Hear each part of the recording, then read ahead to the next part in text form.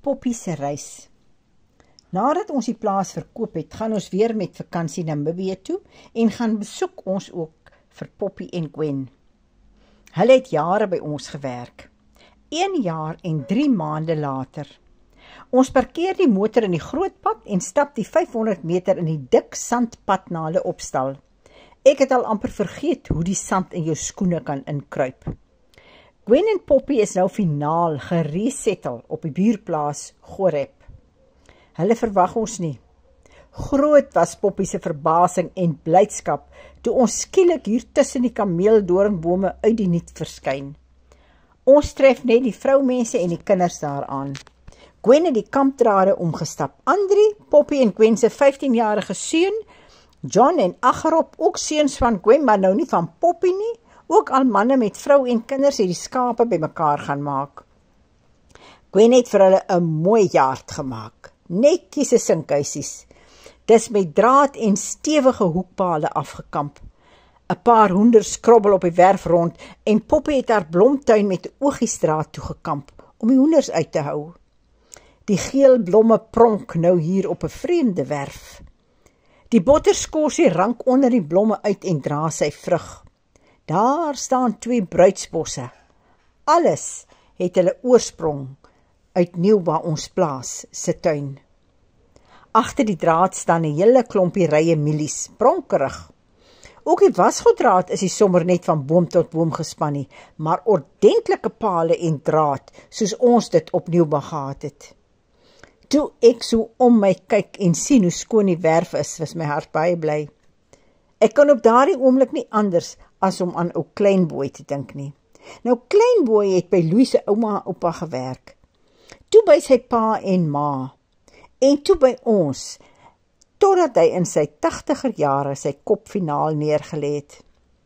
My skoonpa het destyds vir hom gehelp om 'n paar beeste aan te hou op Nieuwba. Kleinboy was nog getroud met Anna. Hy was 'n Tswana en sy 'n Nama. Hulle het heel wat kinders gehad, maar party het regtig niks werd uitgedraai.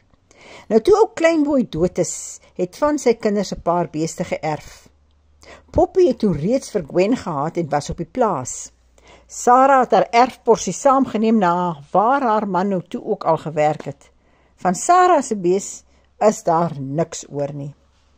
Louis het al die jare na Poppy se bees gekyk. Later jare het Louis huur gevra, want toe het haar en Gwen se boerdery redelik gegroei, skape en beeste. Poppy se lewe het ook 'n paar draaie geloop. Sy en Gwen was op 'n stadium uitmekaar en Gwen het een of ander sonde gepleeg en moes tronk toe gaan. In die tronk kom Gwen toe tot bekering. Die owerhede vergeet amper van Gwen en bly 'n jaar langer in die tronk as nodig.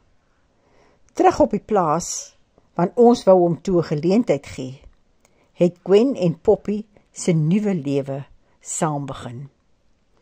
Tydens sy tronkjare het Poppy vir Simon as man gehad en hy het 2 kinders by haar verwek. Nou het sy 4 kinders. Gwen se 2 en Simon se 2. Simon los vir Poppy en Gwen neem daardie kinders aan as sy eie en sorg vir hulle. Tydens die klompie jare kon ons werklike verandering in Gwen se lewe sien.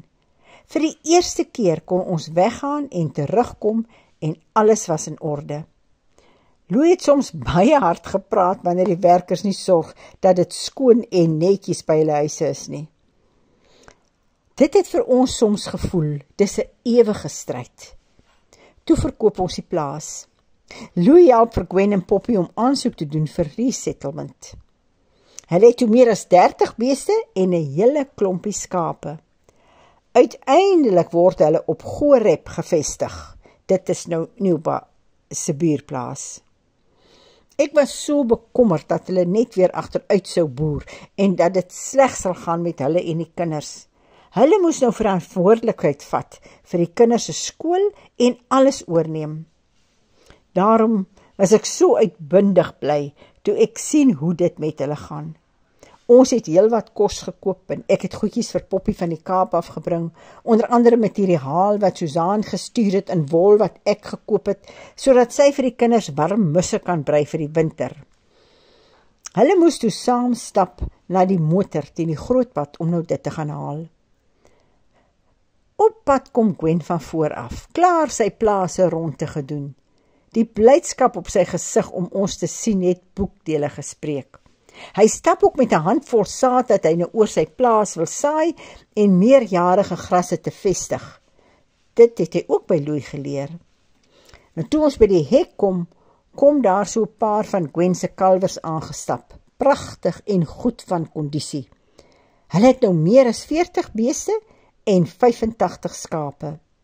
Hy wil ook die een kamp met 'n draad in die middeldeur afkamp, sodat hy dan meer kampe het vir weidingsbestuur. Dit het hy ook by Louis geleer.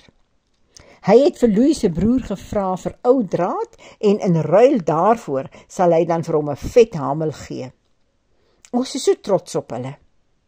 Ek sê vir Poppy, so Poppy, al die jare se harde praat van Louis het toe darm gehelp. Kyk net hoe skoon is jou werf. Poppy antwoord, ja, hy het baie geraas, maar klein nooi, soos hy nou altyd vir my gesê het nooit geraas nie, behalwe een keer. Daardie een keer kan ek glad nie onthou nie. Maar dit moes definitief 'n indruk op haar gemaak het.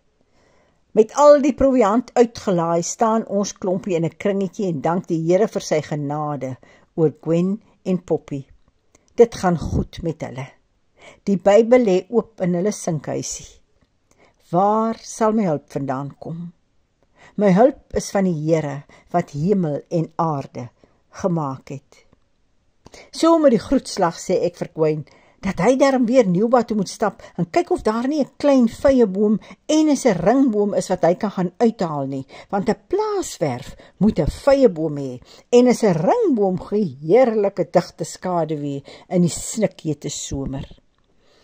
Toe ons daar wegry, stoot daar 'n diepe vrede in my binneste op en ek weet, ons sal mekaar weer sien.